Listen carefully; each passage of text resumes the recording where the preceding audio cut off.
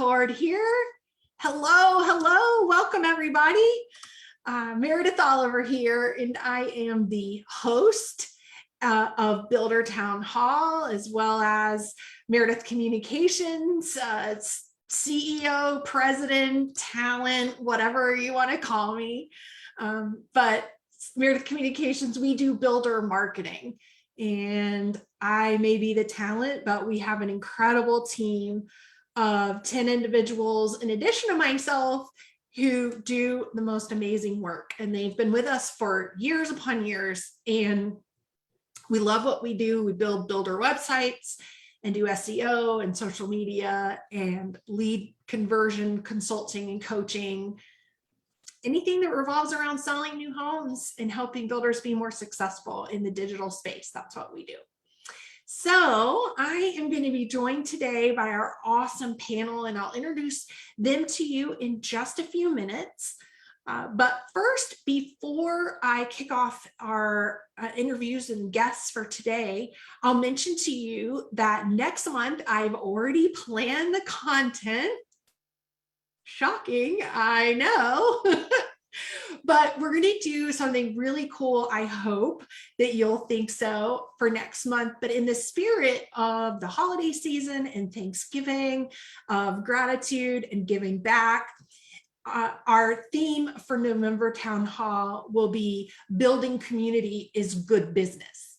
So we've got several builders who have year-long efforts within their communities for various charitable causes. And they're going to share with us about those efforts, what kind of difference it's made to them personally, professionally, to their business. And I think it'll be a great way to celebrate November together. So that'll be the first Tuesday of November, 4 o'clock Eastern time. And I am looking forward to that. So today's topic, what's your next step, is really a result of a lot of individual conversations I've had, and I constantly have, as a consultant in this industry. I have lots of one-on-one conversations with people, and they share with me, hey, I would love to advance in the industry, or I'd like to own my own business, or I'd like to become a speaker, or I'd like to go from being on-site sales to sales training. So there's a lot of desire among our amazing people in our industry to move up, to move forward, for their career to have a purpose and a trajectory. So today's topic, what's your next step? It is a bit of a departure from our tactical sales and marketing topics that we've been doing for the last several months, but it seemed like a really good time as we do kind of come to round out the end of the year and you set goals for your career for next year as you prepare for the market to change. I'm not saying the bottom's going to fall out by any means, but as it does ebb and flow, as it always does, the question is, how are you maximizing your next step? What is that for you, or is it? And so those are the questions that I want to explore today, because I think it's important for you to think about not just having a job in our industry, but having a career, I'm 20 years in. I know, I can't believe that's possible, but it is. I'm 20 years in this industry. And I do like to think that while I've held multiple jobs over the time, I've built a career. But what I think we're really saying when we're saying building a career is building impact, building a legacy of hopefully contribution, of helping others improve themselves as we get to move forward and improve our own circumstances for our family and the ones that'll come after us, right? So we're looking to capitalize for ourselves, but we're also looking to have real impact in the industry. And so that's what I hope that you'll take out of our conversation today. If you're feeling stuck, or you're not sure what your next move will be, we are glad you are here. So I'm going to invite our two featured panelists to come on camera, and while they get their cameras turned on and get unmuted, I'll just do a couple of quick introductions. Lise Anzelone is with HHHunt Homes, and she is the Regional Director of Sales. And what office are you out of? I meant to ask you earlier. Okay. And I will say my first name is pronounced Lisa. It's just spelled funny because my mother thought that was really cool back in that day. Well, it's beautiful the way it's spelled. I love it. Thank you. Thank you. I work out of the Richmond, Virginia office, and then work with three different markets: Raleigh, Hampton Roads, Virginia, and so we're in 3 markets in our homes company. And you're out of the corporate office, right? So that's what you're saying is you're overseeing 3 markets under you, right? With sales. Yes. Yes, correct. Yeah. And that's one I was telling her earlier, that was one of the reasons I invited you. Of course, there's many lovely reasons to invite you to be a guest, but I know with you, man, there are multiple levels, and being in a corporate environment, that this conversation about career and impact and building something for yourself long-term, you would be perfect for it. So thank you so much for saying yes. Thank you for inviting me. I'll do my best. You're welcome. You'll do great. And this is Kathy Young, who with DR Horton Homes, who is a division sales trainer. And I know you're out of the Raleigh-Durham market because we know each other from the Raleigh-Durham market. That's right. And Kathy is here because of a Facebook post I saw just about the time the topic came to me, and I knew I wanted to invite Lisa. Then I saw this Facebook post of yours where you were doing a group interview for a group of new hire, new home specialists, consultants. And I just saw that and I thought, oh, we need to talk to her. Being actively involved in hiring, in observing those group interviews, in sales training, I was like, yep. So thank you so much for agreeing to come on today. Absolutely. Glad to be here. Yeah. So jumping into our conversation, what other past roles have you held? I mean, I told everybody what your current titles are, but what are some past roles that you've had in our industry? If you like me to start, okay. Well, past roles in general, I was in straight commission sales even before home building. I was actually a news reporter, and then went into selling air and that's like radio, television, and doing backflips and selling myself and stuff. But originally in home building, I started out as a director of marketing, and then moved into director of sales, and then was in the field and have been also division president. And so all those roles. So lots of places.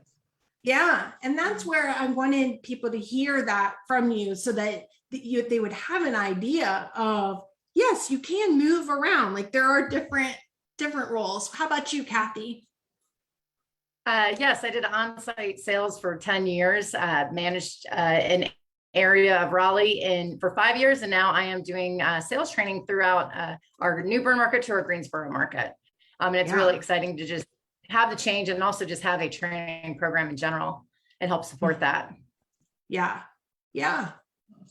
So both of you've been in sales largely. Lisa, you've done some on the marketing side, division president. So lots of different roles in there. If you were to go back to your younger self, not that either of you need to look one bit younger, but if you were to go back, what is a piece of advice, or what do you wish you know now that might have helped you navigate the industry and being successful in your roles? Kathy, you want to start? Sure. I think one of the things I wish I would have done earlier in my career is really just self-educate, and then just continue to build my network and my relationships throughout people and organizations, and just kind of step back a little bit and you focus on just yourself when things slow down or you need to, make improvements too. But I wish I would have continued to build bigger relationships, bigger networks, and then just self-educating in general. Yeah. Lisa, what about you? What is your younger self wish you knew? Wow. You learn so much all the time. And when you start, I think like a lot of people, I was pulled, and instead of pushing myself, I was actually pulled into roles and had a lot of imposter syndrome. So for one thing, trying to understand that is going to happen when you do become fortunate enough to be pulled into some roles. I was pulled into some roles way too early, and I didn't know what I was doing. So I did know that then, but as you go on, you realize, wow, I was learning, and I was continually evolving, and every piece of that was important. And the relationships and the learning and the mentors and the people that made change. And so I'm just glad for the path. And I wouldn't change anything. Yeah, I agree with Lisa. I can relate to the imposter syndrome for sure. We all have that. I'm pretty sure I only got better with that maybe, I don't know, 19 years in. Like it took, it's just I don't know, maybe it's a maturing process personally, but I will say this, I think part of building a career is being willing to take a risk when you're pulled, even if you're not completely sure you're going to know what you're doing. But some of my biggest growth opportunities that have built a career, I think pulled is such a good way to put it. I was pulled in, sucked in, voluntold, whatever word you want to use. But, sometimes you have to say yes, even if you have no clue. Yes, when you have people that believe in you. Go ahead, Yeah, Kathy. Oh, no, I was just going to mention, it's a really good point. Even just going into a sales manager role and with the way the market has been before COVID, you're taking on other tasks, and you have to prioritize and figure out what's important, things you have to learn immediately. But in the long run, it's only going to just make you a better individual at your company. And I found that out because we all had to carry many hats at once. And now we're having to adjust and change into the new way of doing things. And we're all trying to figure it out and support one another and just be there for each other, even in any organization. Which really directly leads me to my next question, which maybe you've partially answered, which was, what's your top number one trait that you're looking for in new hires? Sounds like flexibility is at the top of the list. You guys in chat, please chime in. What do you all think? What's the number one quality that we're looking for new hires? Let's start on the sales side. We'll talk marketing in just a minute. Lisa, what do you think? What's a top trait that you're looking for in a new hire? First of all, they need to have a history of winning and a desire to win. Okay. And even if you hire, and I love hiring people brand new, but a history of winning in something. So if they were an athlete, if they were anything, but they need to have a history of winning and a deep desire to win. So that would be the number one thing. Ooh, I love that. And that is not something you teach, right? I mean, that is a inner quality. So you like them competitive, huh? Okay. Sometimes, but you have to be a great team member too. So competitive, wanting to win, and I have my list, but I won't go through all of them. But that's one of the main things, and I guess the second one for me would be the ability to connect quickly with others and really connect. So that would be that second one. to me. So, Mhm. and you Is can see that- that in an interview. Is that through listening? Is that like a look in someone's eye, and then how intently they listen and are able to feed back to you Yes. and connect dots? It's part of that it factor when you're looking for an amazing team member, but it's that looking at them, it's like, oh, I feel like I always knew you, you know, that kind of connection. Mhm. And it's like, boom, because that's what they're going to do with your customer. Yes. Yeah. So that's Yeah. one of my other big ones. Big ones. Kathy, Mhm. what about for you and your team? What is your top thing that you're looking for in a new hire? We want to make sure that they're driven. We want to make sure that they're driven. Find out what their why is, because that's going to be their motivating factors, why they want to be there, what, and then they're going to perform ultimately. But I think what we try to do in our organization is trying to find. Oh, we lost you there for a second. I'll give it a beat for you to for you to reconnect. But all right, let's see. Okay, now this is a big question, Lisa. What is the one thing, if you can boil it down to one, that someone who's looking for the possibility of advancement should start doing or stop doing? Well, for one thing, the type of relationship that you have with your supervisor and within your company culture, I think is really important.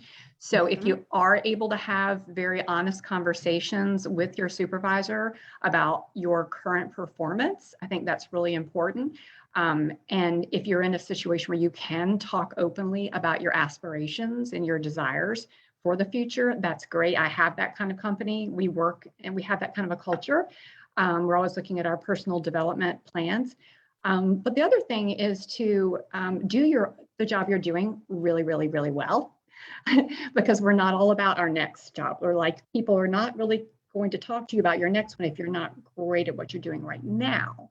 And be very cognizant of the things that, be cognizant of what your weaknesses are and work on those while you concentrate on those things you're great at. Because if you're already wonderful at something, those are your natural strengths and keep building on those.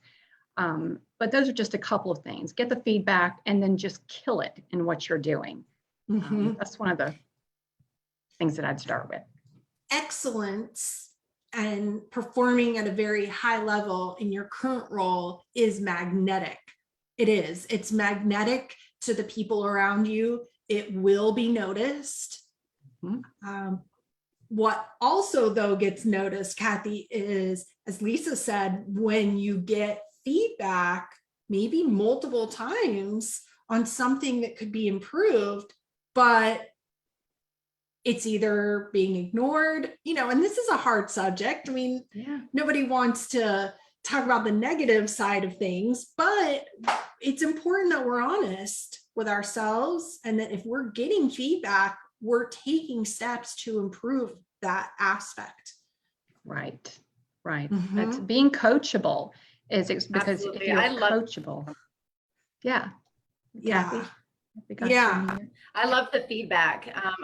I think everyone needs feedback, like every quarter pretty much. And then just, Lisa made a good point of just self-awareness. If you're not aware of how your actions are, and then you need to be aware of how other people like portray you as well and portray what you do.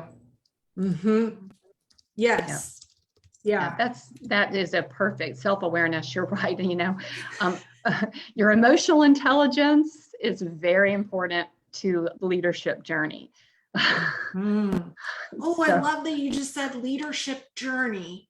That's a great way to think about what we're talking about today. And I think that begins with self-leadership. And that's what you're saying about being excellent in your current role. It is being the best that you can be at what you're doing now. And it is going to be for your benefit, but also for you to have the opportunity to make that impact. Exactly. Because in most situations that I've seen, people that can pretty much do anything you throw them, and they tend to always be the go-to and do things well, they're the ones that get the opportunities. Unfortunately, sometimes like, yeah, I'm always the one that gets to do things. But when I was first pulled into some of my roles, it was because, well, everything we throw at you, you seem to do and do well. So we think you probably do this really well too. So if you, I think that's served me in my past. But you make mistakes, I mean, that's part of learning. But if you take on what you're doing and they know that you got the work ethic, you show your work, you show up, you ask the questions, you get things done on time, you just perform at 150%, then, you're going to get on the radar for things. So yeah, in a good way. Another word that comes to mind is proactive. We talked about being flexible, being excellent. And another one that I would throw out as a top trait of somebody that will have a full-bodied career in our industry is proactive. Yeah. Kathy, where do you see proactive taking place in your world with sales folks? Well, even just on the training side, I tell the new hires that we have, you're going to get what you put into it, and you need to be proactive and ask questions and kind of just take the initiative to do things and not just wait for somebody to tell you what to do. You want to make sure that you're shadowing people, not just sales here, but it's just to be proactive and do things without having to be told, and then just start paying attention to what other people around you are doing. And one of the things that I know has been really a part of your career is being involved with the Home Builders Association and the Sales and Marketing Council. You were just delivering pizzas to an event today for lunch for the Sales and Marketing Council. Go TSMC. I'll give our local council a shout out. But I know that's been important. And so it's not required, not everyone in the industry does those types of things. It has been definitely good for me and my path. But you'll have and find your own leadership journey, as Lisa's saying, and you'll figure out what networks you need to tap into for that journey to take place. How about coaches, mentors, masterminds? What role have those types of things played in your career? I have been very, very fortunate I've been part of the Jeff Shore Roundtable for 4 years, leadership team, which has been fantastic. I actually have participated in trainings with the Association for Talent Development in DC, been certified trainer, worked on public speaking, joined stage time. I've done that. Ooh. I also, yes, that was fun. I also I've just recently hired my own personal coach to work on some creative things that I'm involved in as well. But gosh, there's so many tools out there for all of us to constantly read and be a seeker. And that's one of the big things is continue to seek. And I'm kind of a freaky seeker. So, but I just I love to soak up learning and development. So anywhere that I can see it, constantly reading books on, listening things about TED Talks and, how to improve every type of sales, listening to things in your car, podcast, just all those things, can help so much. So those are some of my thoughts. Lisa, as I was listening to you guys and as what you just said then, there was something that just resonated with both of you guys that I think it made me resonated with recollecting like how I got where I am a little bit is paving your path. Like, how do you pave that path? And all that you're doing right now is paving that path. And I think that, what is that to someone? And as you guys were talking about that, you were alluding to and speaking to all the things that says like Kathy, your why, and Lisa, the different things, like what are the things that are inside you that you want to put out on your path, and who do you want to see it, right? How do you want to get noticed? How do you want to be seen? Let's talk about that. That's what I think they have right here. This is what I wish people knew I could do, or this is how I'd love to be seen. How do you do that? Yeah, that's I guess a little bit about your branding. Yes. And for me, I guess what I've kind of cultivated over the years is a branding of empowering others and connecting with others. If I see someone that's extremely interesting to me, or that seems to just have that something about them that I just love, I want to connect with them. Yeah. Like people like you, Kerry and Angela and Meredith and all this. But what I'm saying is that, find people that are super smart, that are around you, that you can, snap onto and learn from, and, let them be your guides, let them be your mentors. I've had people during COVID that I got to know at tech shows and things that I actually just started having conversations with other intellectuals. Be the dumbest person in the room. I was just going to say that. I was just going to say, Meredith, we have said sometimes I'm okay to hang with somebody smarter than me. That is just fine. Well, no, you're in the wrong room if you're the smartest one in it. Yeah, exactly. You really are. You're in the wrong room in terms of developing and paving a path. Yeah. What were you going to say, Angela? Well, I was just going to say, and be open to feedback. I mean, I cherish my friendship and relationship with Kerry and Meredith, but I'm also, I love getting you did a good job, but I also really appreciate that hard stuff too of, what you could have done better, or this is one way that we could have done it differently, or be really open. And that's hard to give, but it's hard to receive sometimes, but it's so important from a growth perspective. Yeah. That being open to honesty is tough. I'm going to share a funny story, Meredith. Get ready for this, because this is going to be a blast from our past, but we learned a lot from this legacy woman, and her name is Melinda Brody, and God rest her soul. We all learned lots from Melinda, right?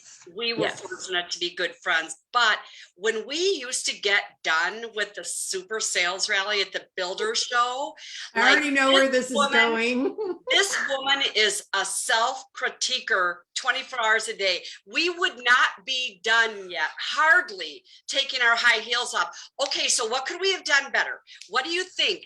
And one time we were sitting down, and it was Meredith and Melinda and I, and Meredith looked at her and she said, "Can I just relish in the moment for a minute, Melinda, before you tell me what we could have done better?" So I did. We had to learn the idea of unsolicited feedback. Yeah. And the timing of feedback, because this woman was a feedback machine. And I'm like, I have barely wiped the sweat from my brow from 3 hours of the sales rally. And here came the feedback. But do you guys want to practice? Do you want to rehearse? Are you ready? We'd be back there behind the black. Are you ready? I'm ready. Leave me alone. You're scaring the bejesus out of me. It's really true, but she did teach me. And when I was asking Kathy and Lisa about what about your younger self, Kerry nailed for me. I wish I'd had a thicker skin.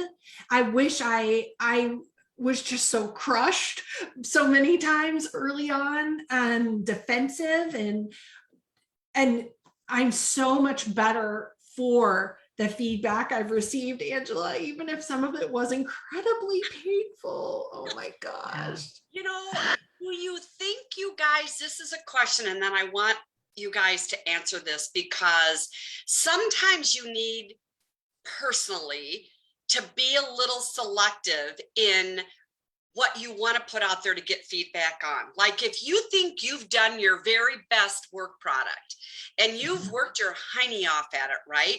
If you don't want someone to give input or tear it apart, don't ask for it because you're Yeah. going to get it. Because sometimes I know the things I should ask for. I know how to hold tight a few things that I'm think this is a signature piece of my work. I be confident.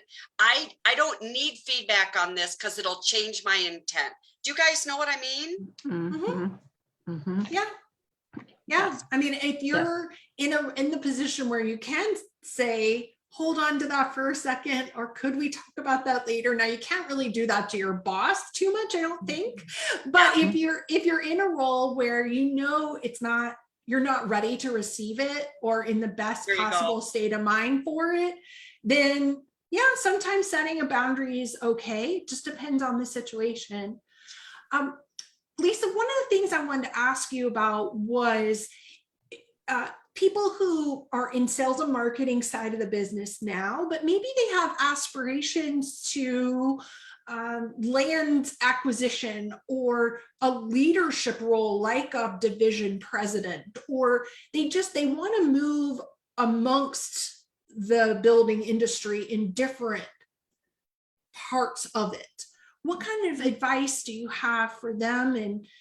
Or maybe it's some of the same things we're saying, but I'm curious kind of how do you navigate that? Well, I think that it's a good idea to go out there and find out where you can maybe hone some skills on your own, because that is something to say, I would like to take a course on this. I want to maybe do some cross training with someone. I want to figure out how to put that into my schedule to possibly cross-train with other departments. If you can collaborate with your supervisor or your team members and say, hey, is it okay if I start sitting in on these land meetings? Is it okay if I do some of these things? What would it take for me to step into that? Even in a supportive role or sort of an intern role, just how could I get some exposure to it to see if it's as wonderful as I think it is? I think those are some things like that. And if you do have a wonderful HR department or staff that wants to listen to your aspirations, that's a great thing too. And a lot of company cultures do want to say, hey, this is where you are now, but where do you want to be? And we've had lots of people switch over departments in our company because they said, I am really tired of this, but I've been a good employee and I'd really like to do this. And we found ways for them to move towards that. So ask is part of it. Yes. Lead yourself first, right? Yes. Lead yourself. You brought up a good point for you guys to talk about is when you don't know where to go with some of how you feel. When you mentioned HR department, I think that's talk about it. We actually have a wonderful human resources department. And when I say that, I say it's led by people who are very progressive. It's the warm blanket. And it's not like what we used to think HR was that scary office down the hall where bad things happen. Yeah. It's not that. No, it's not like the HR guy shows up and everybody's like, oh, is it Friday? Is it 3 o'clock? It's not that. We actually have a human resources department that actually is to support you. And so if you have something you want to talk about your career or whatever, we have those, it's called our business partner. And it's part of the culture, which is wonderful. And you can go and just have how do I strategize my future based on wanting to stay with this company, but change. Yeah. And that's how you keep good people too, because what if you got this great person, but they don't like what they're doing anymore, but it's hard to get good people. Like Kathy talking about big, huge panels and all different ways that we recruit over the years and ways that, I've done all the group stuff, the weird stuff, the rally, all kinds of crazy things to get good people. So when you got a good one, you want to keep them. Yeah. And that point, and then Kathy, I think that, and Meredith, we've talked about this, and Ange, is the fact that when you hear too late that you said, if someone goes somewhere else, that you say, I wished I would have known. And was there anything we could have done differently? If you're listening to yourself sometimes in exit interviews in terms of management, and you're hearing back to our managers on today, and you're hearing back that, well, I didn't think I could do that here. Or you're saying, oh, I wish I would have known. That we're talking about the onus on us as individuals to pave the path. But as sales managers, how do you help pave the path for people that are under your leadership? Kathy? I think it's just having honest conversations with them, finding out if they're happy in their current role, finding out if they want to move forward. Like we were talking earlier, there's not a lot of people who want to change positions or advance, and they're very happy and content where they are. But I just think about it's just having the honest conversation, and then also being honest with yourself. A few years back, I was talking about maybe switching directions a little bit prior, and one of the biggest feedback that I personally got was making it known. Like, have the conversation with your boss, have the conversation with others in your leadership team, and make it known that you have an interest. Because if you're not personally making it known, then we don't know. We don't know what to put it out there. It's like, you have to let us know so we can let you know if it's even available. We might have been considering it, but we think that you're really, really happy where you are. And you might be one of our top producers and sales leaders, and that you're content there. But it's just being honest with your sales team, and just even your upper level management team. And this is where I know that Kerry, Angela, and I have benefited from our Home Builders Association involvement, our Sales and Marketing Council, professional women in building committees, because those, being involved with them, have given us some exposure to some of these things that we're talking about. Are you taking a picture, Kerry? Oh, what the heck? Yeah, we lost half of your face. But You have my double chin. Hi, how you doing? There you go. There you are.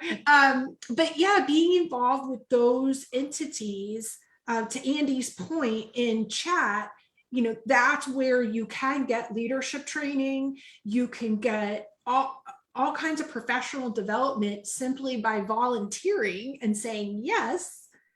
And that can be a big part of your journey. And to that point, we are currently, all of us, with all those associations, being filled with your inbox that you can register for the International Builder Show right now. And not doing a Super Bowl commercial for it, but if you want to land in any of those places, go to that show a couple days early or a day early, and just go sit in all those board meetings. That's kind of how the three of us all started. We were all back of the room girls in professional women building. We should really go support this. Let's go sit in the back of the room. Meredith and I left a Sales and Marketing Council meeting where we were chairing, co-chairing communication and education, right? We should really go support professional women in building. We left our board meeting. We went to another. We walked out of there doing the same thing, chairing and co-chairing education. That was We did. And then I think Angela came along with us. And then Angela followed. Yeah. So it's sometimes the question is, where do you start? And that is, ask someone where you start. Or I saw a really great comment in chat about create a role. I think Kerry, Kerry, you had said in our little pre-chat about, hey, put a business plan together of the role that you wish you had or you think the company needs, and share it with somebody. Not only do you want to ask, but if you make me work for it as your leader, and I have to create it for you and figure it all out, like, that's work. I've already got all my own work to do. But if you bring it to me as an idea, and this is how it pays for itself, and this is how it makes additional revenue, or this is how it does this or solves this problem for the organization, and here's how it works. Now you've given me something I can say yes to, and you haven't made me work for it. Correct. And ladies, Absolutely. have you not had someone come to you that says, I'm okay at what I do. I like what I do, but I would like to do this. And and that's what they do. What if someone came to you organized and said, these are my gifts and my passions that I could serve this company, and my GPS, I call that gift and passion for serving. If someone came to you, in all honesty, as sales managers and director of training, like you are, Kathy, and said, I believe, and it was in writing with the plan, it's kind of like sell a salesperson. How are you going to say no? Yeah. And, you know, as I think about it, this is exactly how the first online sales counselor role that I know that I coached and trained came to be. And that individual, Kelly Thomas, your ears are burning if you, Kelly, who is now at Park Square Homes. But 20 years ago, she and her dad was in the business, Phil Gribbons, and we just sat down and came up with this plan because there were these internet leads and we had to figure out what to do with them. And we said, hey, somebody should work these leads. And Kelly was like, I'll do it. And came up with this description, and Ingle Homes in Orlando at that time was smart enough to buy in and do the position, and an entire cottage industry within our industry was born. And that's how OSCs really came to be, as far as I remember back. Today, Kelly is at Park Square Homes in Orlando. It's been 20 years. I think she's vice president of land acquisition or something really cool. And she's had this really cool trajectory of a career across all different parts of the industry. And that's part of what inspired me, really, is even her story and just watching her success. And on a Facebook. star is born. And a star was born. Yeah. And she's done kind of what we're talking about today. What do we think about the idea of, I mean, obviously service to others is a huge part of this, but also making an impact. When you think about, Lisa, the impact of the people that you've led and that are working for various divisions and sales for HHHunt, what do you think about is important to you on that? Well, with everyone at the company and people that I've worked with that have moved on, for one thing, I always say you want to make someone feel seen. Everyone feels great about their job if they feel like they're making an impact, they're making a difference, they feel seen by you. And that's one of the things that I really believe in is no matter what, is having that check-in conversation with someone. How are they doing? You know, that you matter. I'm a big affirmer, and that, you know, reaching out and catching someone doing something great. And so, you know, those are one of those things. And that's sort of my way of making it the impact that I can, because I do have lots of sales leaders that I work for, and then they have a bunch of teams, you know, I work with. And so it's like, when you're with someone, they're like, oh gosh, this person actually just cares about me personally. And strangely enough, I see Corey on here now and all this stuff, but people who have left, I have still stayed close with and helped them later on and moved on because I'm extremely loyal. So that's the thing, is you know, keeping those relationships. Relationships are kind of how I like to make an impact. Angela, that makes, to me, she just described you as well. That's what I was going to say. I have to say, that sounded like, of course, Lisa, what you do also, but to me, knowing Angela like I do, that sounded like a very apt description of you. Well, thank you. Yes. Angela, you can go anywhere, and the gifts that you left behind are seen and noticed and valued and used. And then you can pick up and go somewhere else. You are one of the few people that I know that can go somewhere, leave somewhere, go somewhere, and be respected the whole entire time. Good for you. Good move. You're so lucky to get her. I'm like, well, thank you. I feel, you know, So true. and you've all said this, as a leader, yes, there's numbers to achieve and there's corporate goals and there's all of that, but you have a responsibility to that individual. And, you have to allow them to grow and you want to keep them. But if you have that relationship, Lisa, you do that, right? I mean, that's what builds culture and that's what breeds loyalty as well. But you have to look out, and if, to all the leaders who are on here right now, everyone's a leader actually. But, when you are responsible for others within an organization, you have to, yes, you want them to remain on your team because they're doing great work, but you also have that responsibility in your role to allow them to grow. I am listening to all of you, and I wrote some notes to self to me prior to all of this, and we're all in different places in our careers, right? Like I just told these guys, I did a training today with some people that have started 2 weeks, and one person was hired 2 hours ago, and that poor sap had to be in training with me. Sorry. But you know how when we switch to talking about and learning about aging in place, like finding the communities where people could age in place, I take that to be what I think about. And I think about it for me, but I think about what if we thought like this, keep working on a legacy in place. So what are you leaving for a legacy in place where you are right now, which is, Angela, something that you do. But I think as we talk to everybody, the way to move, whichever way, is to, are you creating your own legacy in place? If I pull you out, who's going to do what you did? How easily will they do that? That's the legacy that you do and paying it forward. And I think that will help us to think about how we get either our next job. It's like, know what you're doing well right now. And leave that as a mark and as a legacy, right? That's kind of how to get the next job.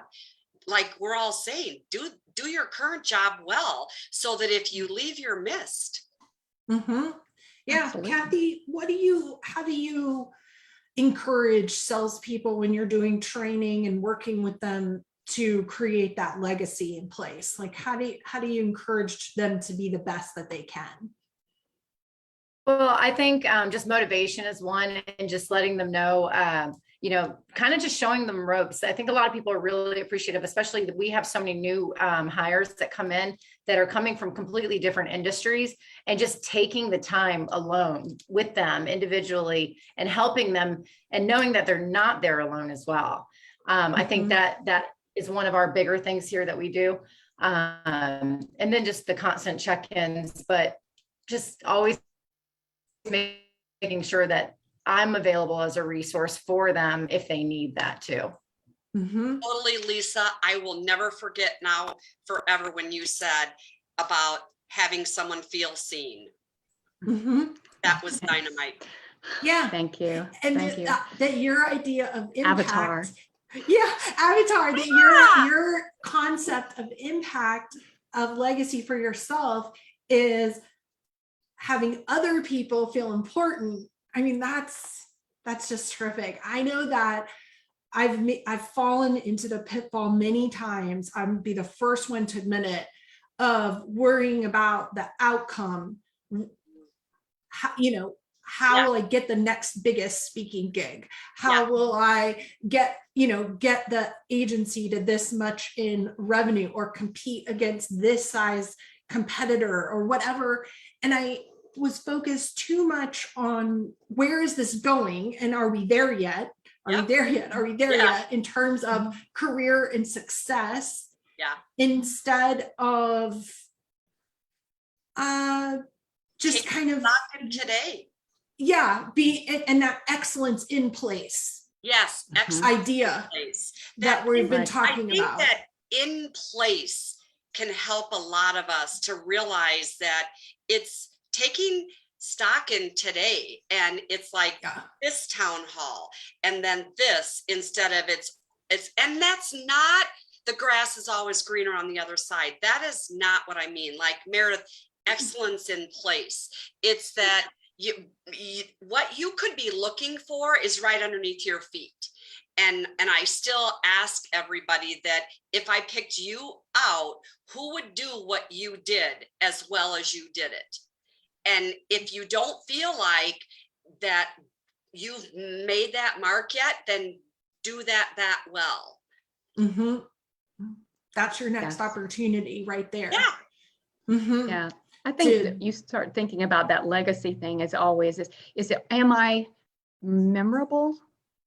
Am I mediocre? We don't want to be mediocre. Right. You know, so how do we take it to the next level? And then, you know, what can I do to get more, to get better at my strengths? You know, we talk about the Clifton strengths. You know what I'm talking about. I love that. I love that tool. We use that tool, the Clifton Strengths assessment. Yes.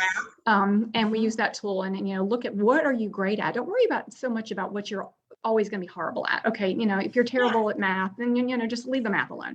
Go be great at this, but, you know, work on your legacy and your strength and take those strengths and make them grow, you know. Do you and, believe that if you, as individuals, sometimes someone's always trying to work on our weakness.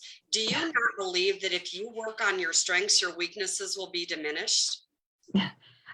I think that you will go much further than trying to be good at something that you're really bad at, to be mediocre there. Why don't you just be fantastic where you have your gifts? That's, you know, that's exactly what I mean. You know what? Yeah. It's okay to not be great at something. Just don't ask. Don't be wanting forward movement in something. Don't strive to achieve something that's a struggle for you when you're great at this. Right. Yeah. Right. I think the main analogy or example that comes to mind is we were talking about this in the pre-show. Not every awesome new home sales specialist consultant makes an awesome new home sales manager leader. They don't. But that doesn't mean that your career couldn't grow again with the company in a different role, but maybe it's not the straight up dotted line that you're thinking it is on the org chart. Right. Absolutely. I think just going from on-site sales to a sales manager, I never thought I was going to go in a path of training. And I love training. Even on site, I was always giving the junior agents, hey, train them, because I knew, like, if I wanted someone to work with me, this is how I wanted them to be trained. And I love the training portion of it all. I love seeing people grow, learn, and this just ultimately become successful. Amen. But I never thought I was going to go into this path or in this direction. And I'm so grateful for having the leadership team to help me guide me there. Well, so if you're a leader, I get emotional. It is emotional. It is. And so if you're a leader listening in today, it's emotional. Yeah. I mean, I love what I do and I love my company and I love our industry. Yeah. So just be thinking about how are you really paying attention to your people, bringing that best out of them, looking ways to plug them in, or other roles that they might discover a love for. You know, Kathy's leadership team helped you find that, and you didn't know you wanted to be a sales trainer, but here you are and you do it and you're loving it. So on the leadership side, that's an opportunity. For those of you in other roles, I want you to think about overall, if you were to look back at the end of a career, what difference do you want to make? What do you want that to be about? And I think that's how you decide what to take on next, what to say yes to, what to say no to, figure in what kind of overall picture you want to have for your life personally as well. I mean, that's a part of all of this. You know, what does that look like for you, those relationships and lifestyle? And when you think about all of that together and you go about being excellent in place, I think the path will begin to pave itself. And now I'm starting to summarize, but it's coming together. And when one of the things that you're all getting to is being intentional, because intentionality in paving your path, in living your legacy today before you're done, it's very valid. That word gets used, but when you dissect that, when I'm doing something, am I being intentional at it? Like, why don't they see what I'm doing? Are you being intentional in making sure that they see it? And I just think that this all feeds into intentionality. Yeah, I was just thinking that's very great point, Kerry. One of the things I think about when you get to a certain age, you also think about, what is it that I absolutely love to do? What puts me in flow?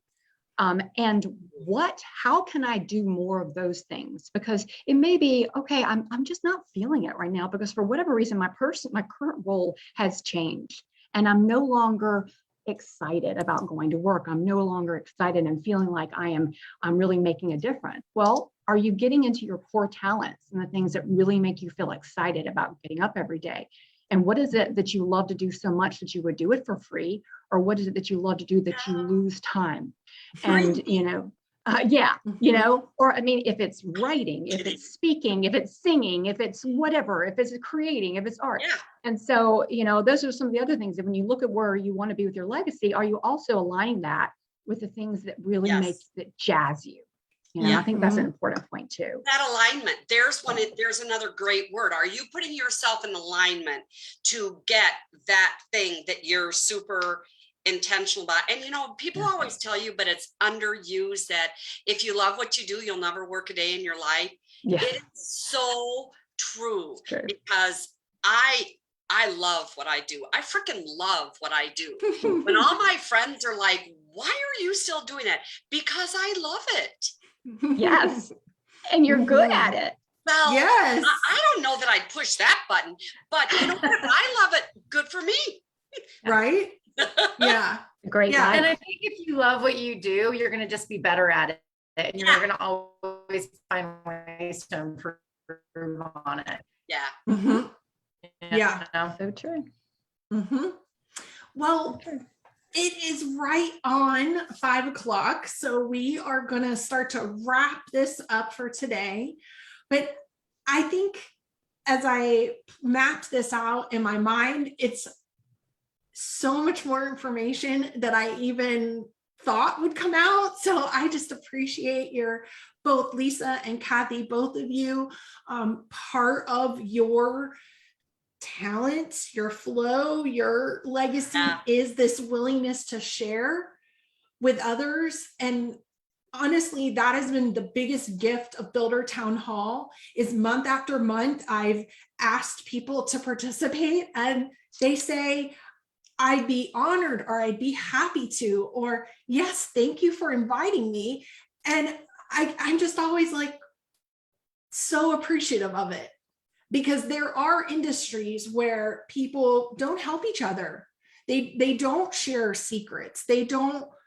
And I have found through our HBA involvement, through Builder Town Hall, through our clients, that this is an industry that shares with each other. And that is definitely part of the path we're each on. And so I'm just very grateful to both of you for your time, your energy today, everything that you gave us. Well, and Meredith, I just say, you got us all through COVID. You got us all through so many things. I mean, when Meredith Oliver's name pops up on your Facebook, you answer. Oh no. Well, thank you. I'm just telling you. I know. She scares me. I do not. I know. Tremendous amount of respect. Meredith, you're amazing. Tremendous amount of respect for you. Oh, well, thank you so much. And very grateful to take part in this. I 100% agree with everything you said about all of us wishing each other success if you're successful, I'm going to be successful. And we're all here just to help one another get through whatever we're gone through. Most of us have been doing this for 15, 20 years now, and we've made it through one big hump. We're going to make it right through another one. Yeah, we will. And especially if we keep working together. So Pave your path. thank you. Paving a path, man. That's right. All right. Well, we've learned flexibility and proactiveness and intentionality and authenticity and creativity. And I don't even know. It's 5 o'clock. Okay. Yay! I know what happens at 5 o'clock. It's 5 o'clock somewhere. No, here. No. So yeah. Well, thank you to our power panel, women's panel today. You guys were awesome. We appreciate it. And like I said, come back for November, because in November, we're going to talk about that building community is good business. I think you will be blown away by what some of our builders are doing in the community for various organizations. Like, it's gonna just, not a dry eye, and Builder Town Hall will be had. So we'll look forward to that. All right. See you, everybody. Thank you. Bye, Bye. guys. Thank you. Take care. Bye. Everybody. Bye, everyone.